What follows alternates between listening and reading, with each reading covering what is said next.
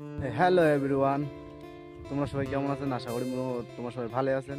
তোমার লাগার সুবাদে মুও ভালো আছো।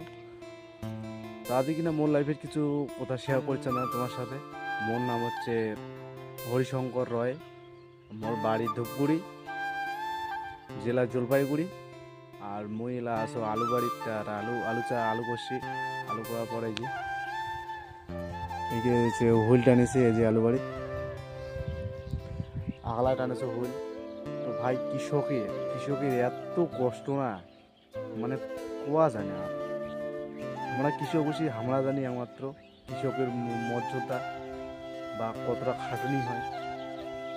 সব কিছুই একটা কৃষক আরেকটা কৃষকের কথা ভাবে। এই যে আলু। তো আজকের ভিডিও গান এখানে।